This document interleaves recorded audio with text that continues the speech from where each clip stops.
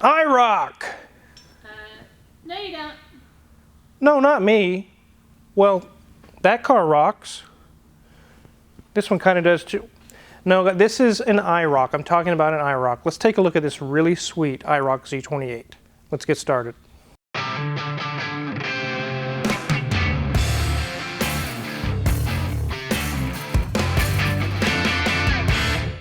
This one just came in the shop. It is a 1987 Chevrolet Camaro IROC-Z Z28.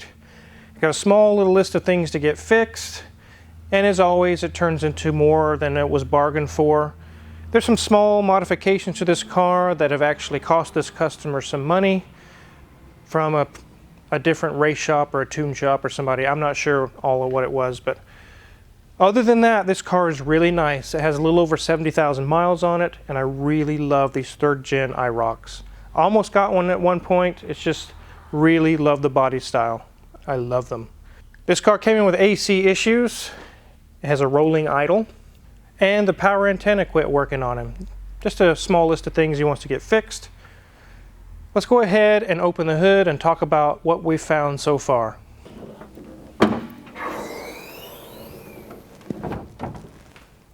It kind of holds. I'll borrow Junior Mint's little clamp here and hold it in place.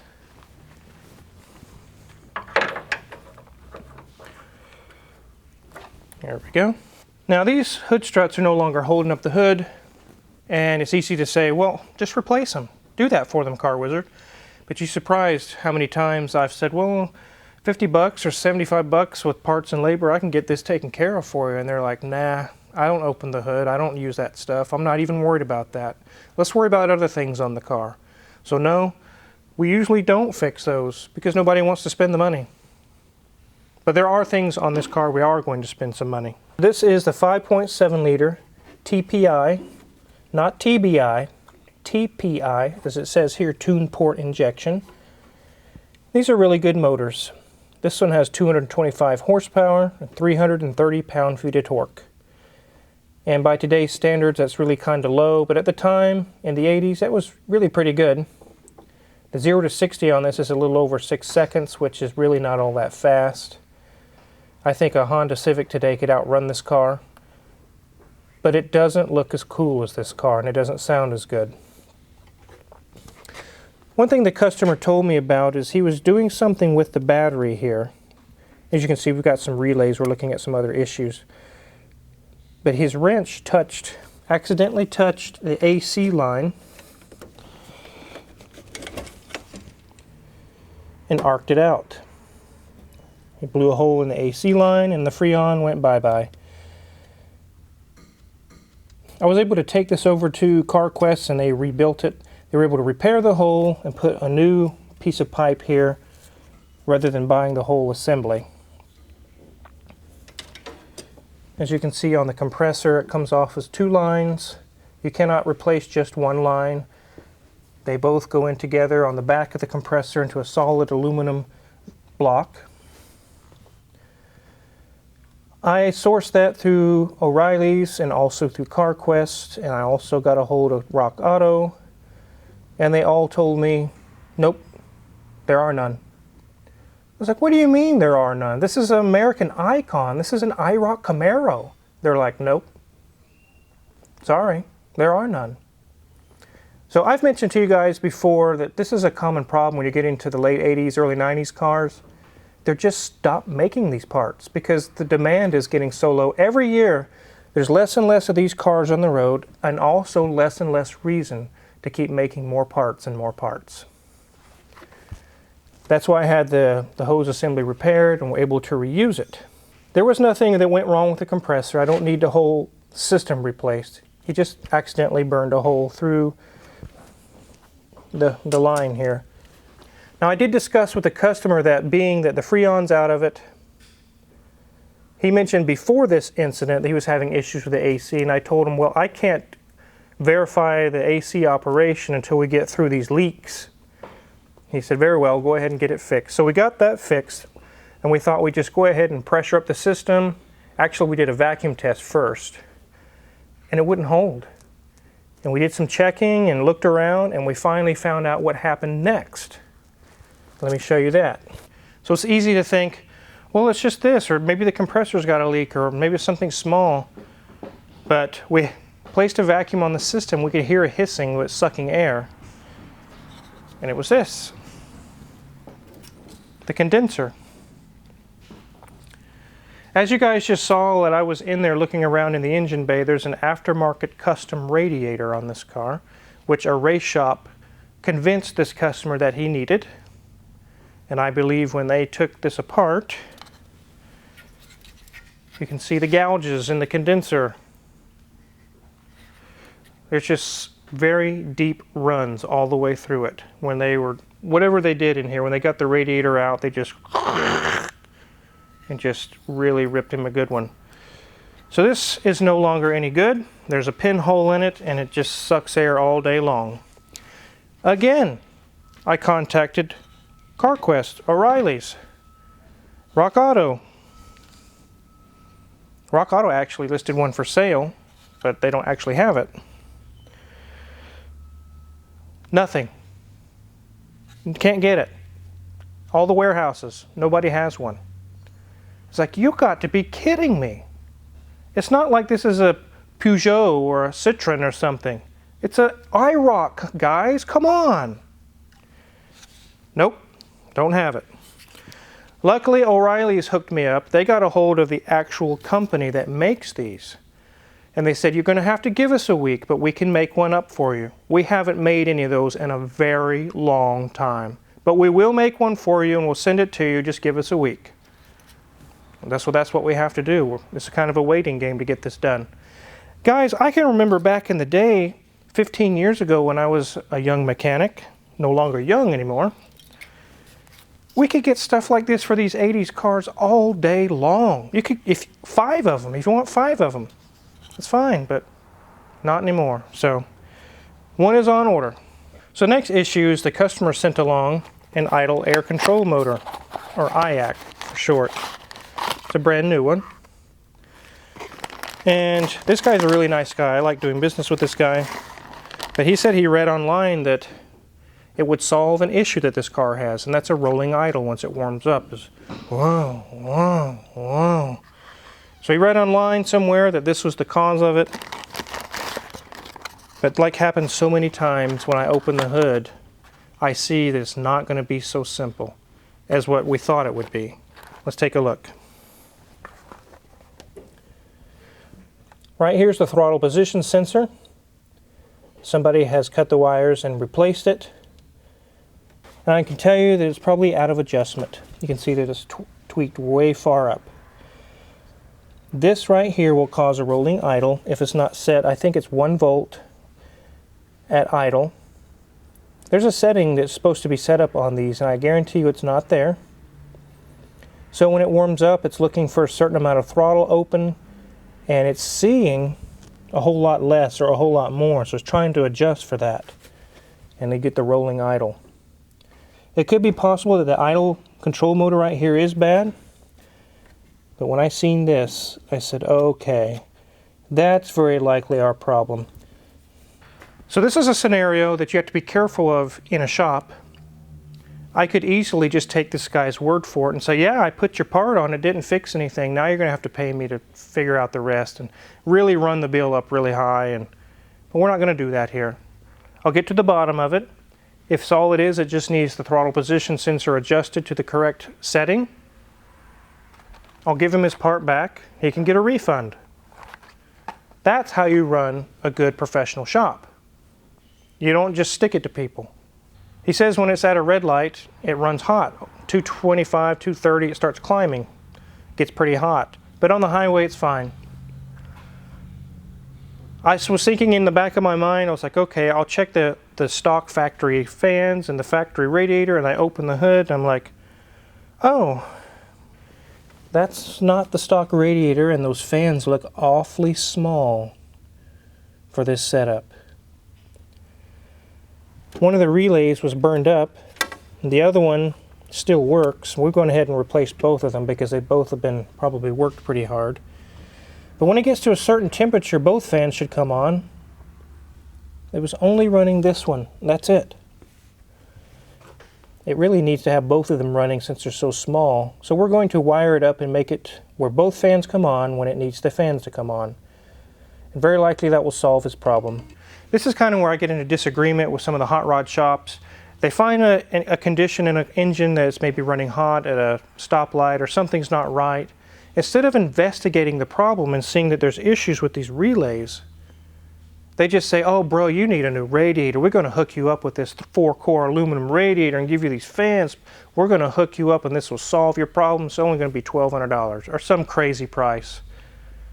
You're like, and some people think, okay, I guess if that'll solve it, let's go ahead and do it. It is a race shop after all. They're trying to sell this stuff. It didn't fix anything. It wasn't the problem. The original radiator and fans are probably fine. But anyways, we'll get this thing going for them and we'll make it work like it's supposed to. Why they didn't check the relays and check the wiring, I don't know. But, you know, maybe they're just more concerned about going fast instead of working properly. Let's go ahead and take a look around this car. I really love the look of these Camaros this year. Now we do have the passenger front wheel off. We're putting the antenna assembly in it, put a new aftermarket power antenna on it because you can no longer get GM OEM antenna motors or whatever for it. Look at those wheels, guys. Although they're a little dusty and dirty, I love the color matched wheels. It is so awesome. It just really sets off this car. It makes it look nice. I love the color too. What color would you say that is, Mrs. Wizard? Royal blue. Royal blue, huh? Yes. You guys remember that I had a white 84 Crossfire Corvette, and although it was cool, it was so small and tiny. This could fit me a lot better. I love the proportions. They're a really wide car. They're long, plenty of room and comfortable. I really just love the styling. As we get along to this side, you can see the paint's in good shape on this car. Really good shape, in fact. We can't start it right now because we have things apart, but it has very nice exhaust. It sounds really good. Z28. No damage on this side. Looks very nice. There's a small little paint chip here or there, but nothing real bad. You can see Junior Mint's been working. He's got the old antenna out and he's getting ready to put the new stuff in, and he'll have, actually he's got it in, he just needs to finish wiring and do a few other things. Then this guy will have a power antenna again.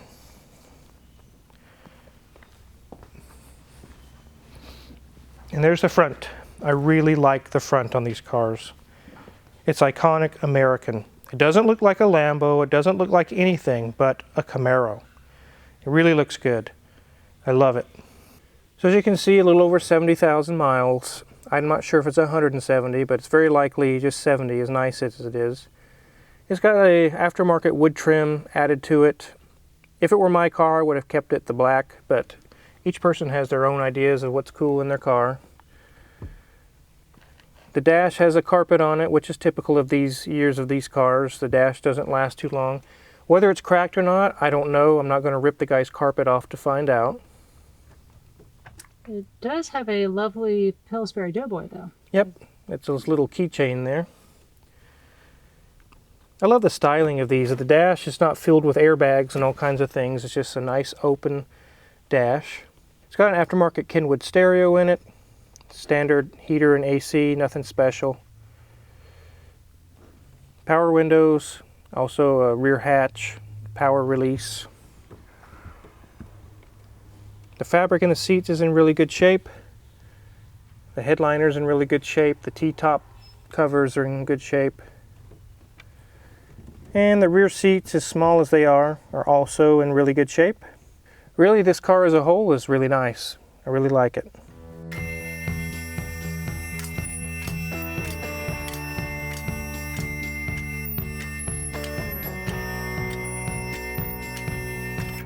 So we'll go ahead and start on the front up here. These have a really long nose. I remember my uncle had one or two of these growing up, and it was always scraping. As you can see here, there's scrapes all along everywhere in the front. It sticks out so far above in front of the front wheels that it's kind of hard not to scrape. Looks like it's got new struts on it. There's a little bit of seepage on the oil pan, but nothing too bad, nothing worth messing with really. Nothing loose there. Those are little baby brakes, but they're in good shape. And those brakes are also in good shape. Got a lot of life left in them.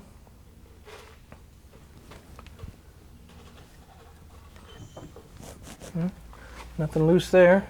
The oil pan bolt here looks like it was leaking at some point. We tightened it up and it was nice and snug, but it was just kind of, a lot of this on the bottom is what that's from. Also, this is from that as well.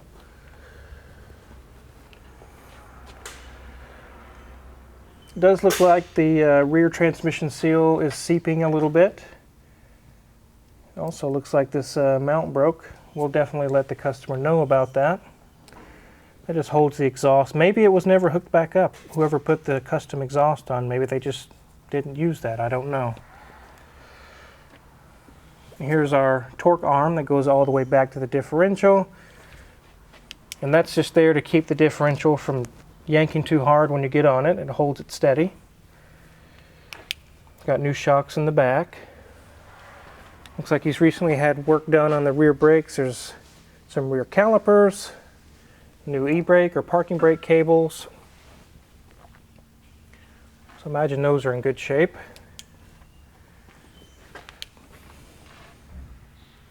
And same over here. It's got a Flowmaster exhaust. And the fuel tank on these is up above the exhaust. So if you have a fuel pump go out, it can be kind of a pain to take care of. Otherwise, it's really nice. There's just a few things we'll let them know about. But other than that, I don't see anything that needs to be right away torn apart or really messed with. So we'll go ahead and get this back on the ground.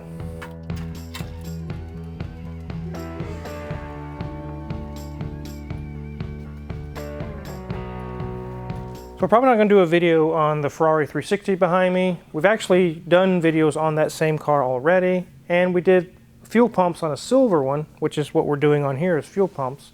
Just check the link out and you can check that video out and you can hear about that car and the story behind it, and also the silver 360 that's been in here. Both are really sweet cars.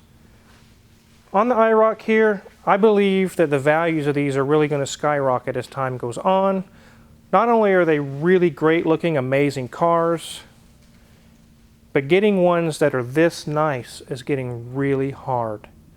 You get teenagers in high school, especially in the early 2000s or in the mid 2000s, they got these cars that were somewhat decent, and when they were done with them, they were no longer decent. They were completely destroyed. This one's not been destroyed. It's really nice. And finding them, like I said, this nice is going to get harder and harder and harder as the years go on, which means the price is going to go up and up and up.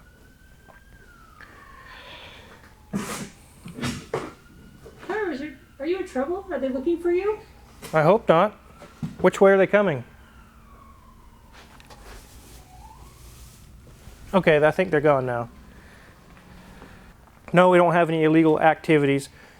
I mentioned to you all before about a time when people have actually called the cops on us here and said there must be a chop shop here. There has to be. You need to send the cops out right away. They know the car wizard at the police department here in town. They know what goes on here. No, it's not a chop shop. But all jokes aside, if you're curious what kind of tools we use in the shop to fix these cars or any of these cars or boats, check my Amazon affiliates link in the description below. Everything's listed for sale there that we use in the shop. We get a small cut and really appreciate it. Make sure to hit the subscribe button, because as many projects as you've already seen, there's that many more to come. Thanks for watching.